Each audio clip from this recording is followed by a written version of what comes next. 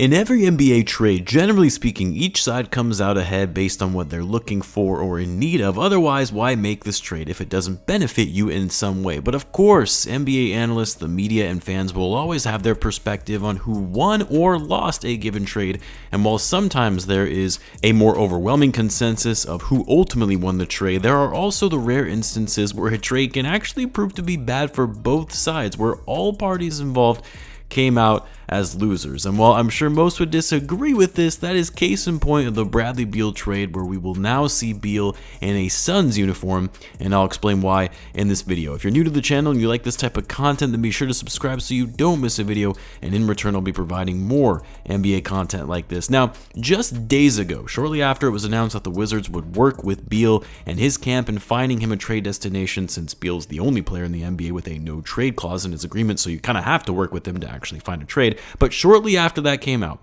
I uploaded a video on what the only team, I thought anyway, that truly made sense for Beal was, and even that team was a bit of a stretch given the risk of taking on Beal's massive contract at 30 years old, and that was the Miami Heat, a team that just went to the NBA Finals and really needed that final piece to get them over the hump, and a team that was in desperate need of improving their overall offense after finishing 25th in the NBA in offensive rating and also getting dominated in the finals by the Nuggets, being held to just 96 points per game in that series.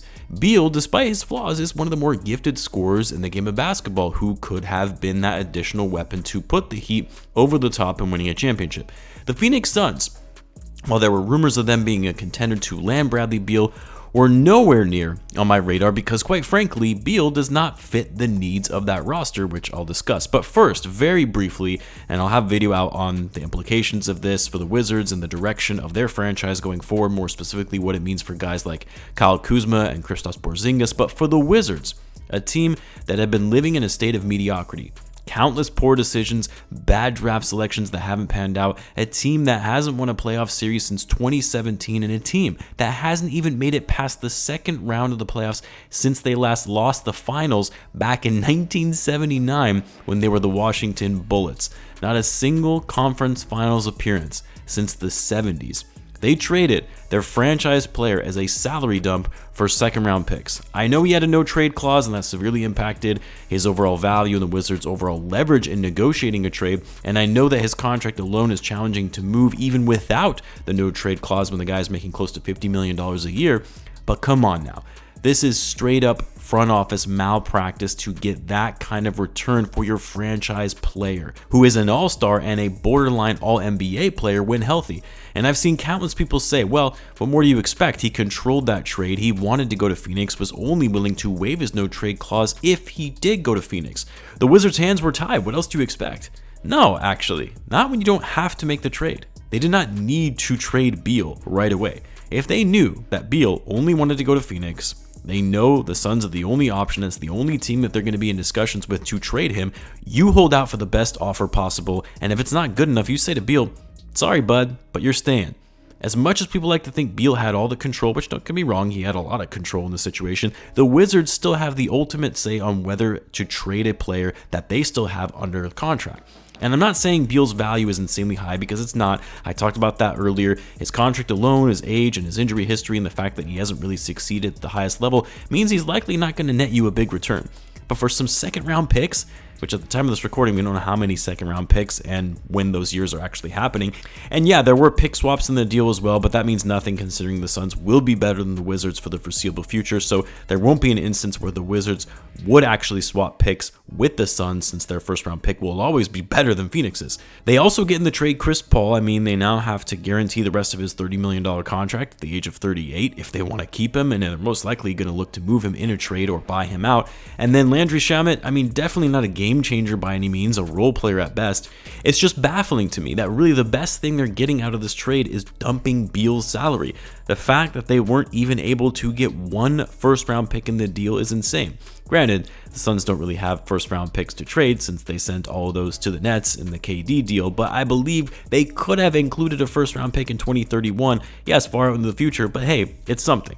But anyway, enough about the Wizards taking a big L on this trade, because as I mentioned at the top of this video, in my view, this is one of those trades that's actually bad for both teams, because while the Suns are getting a very talented player, adding to an already talented roster with two superstars in Kevin Durant and Devin Booker, And they were able to get this talented player by not really giving up too much, moving on from an old Chris Paul who they were already looking to get rid of anyway, and a handful of second-round picks.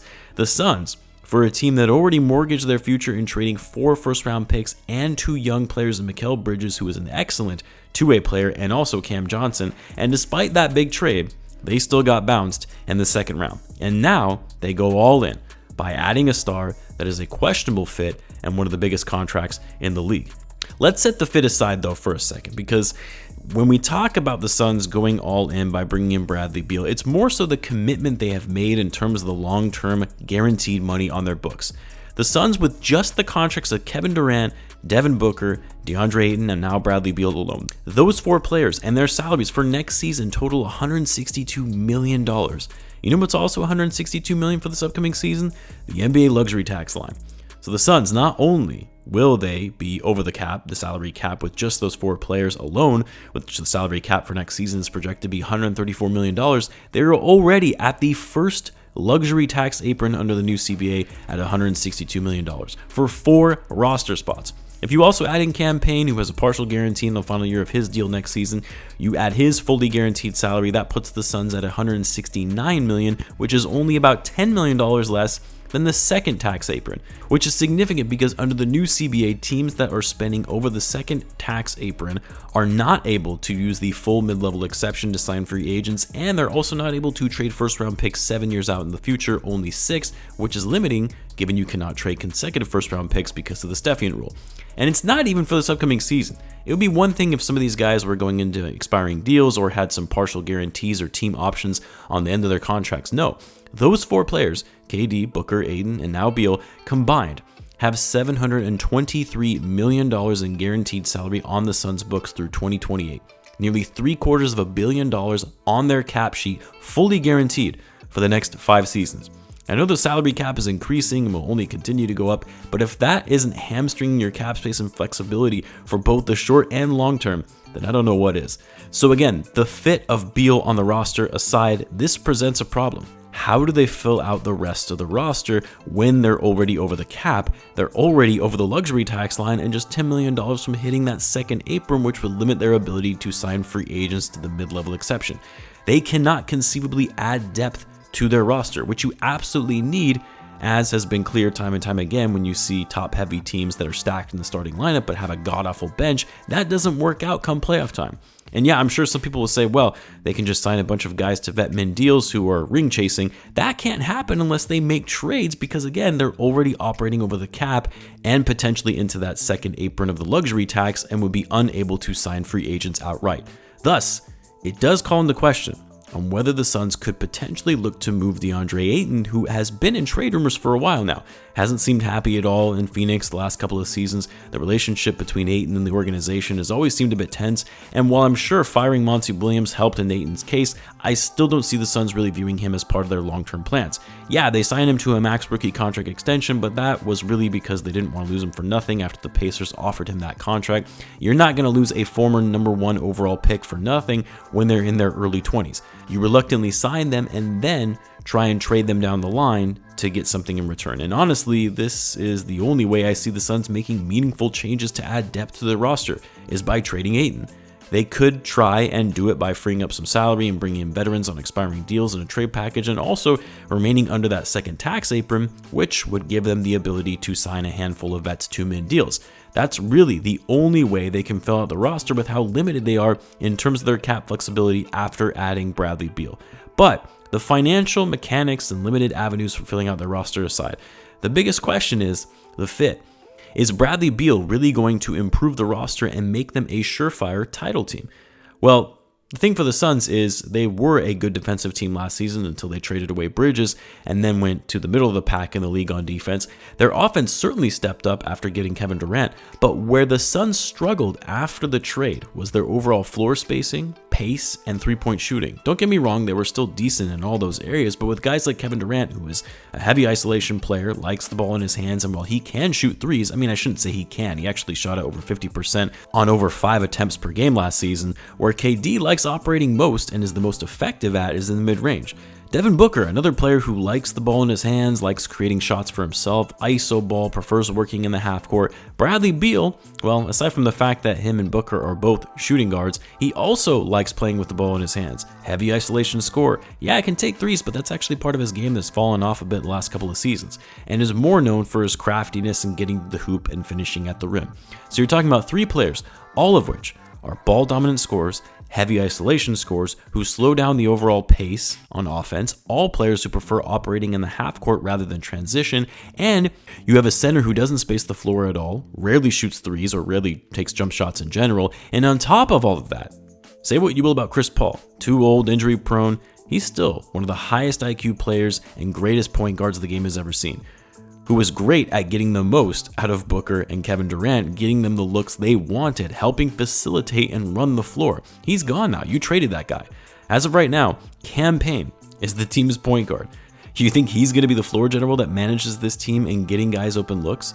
Is he going to be able to keep the offense flowing and creating for the big 3, keeping up the pace and avoiding a stagnant half-court offense?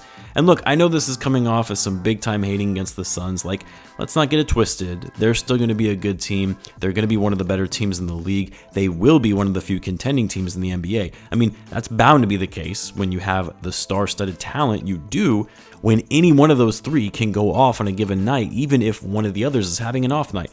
All 3 of them are going to be getting good looks on a nightly basis when defenses aren't going to be able to double team Kevin Durant or Devin Booker as easily, and you just can't leave one of the other 3 open. They're going to be a great team, no question about it. But is this team going to be good enough to win a championship? Is the chemistry and fit going to be enough to get them a title? I honestly can't say with confidence that they can, not with how stacked the rest of the talent is across the Western Conference. And for the Suns, with the salary they have committed on their books, the little to no draft picks they have for the foreseeable future, the limited trade chips they have after the trades they just made for Kevin Durant and now Beal, I feel like this is all going to come back and bite them as they continue to come up short and not getting over the hump and winning a championship. And then, what do? When they have aging stars on bad contracts that are going to be hard to move down the line should things not work out. I personally see this setting up to be a disaster. But let me know what you guys think. As always, be sure to subscribe, and I'll see you in the next one.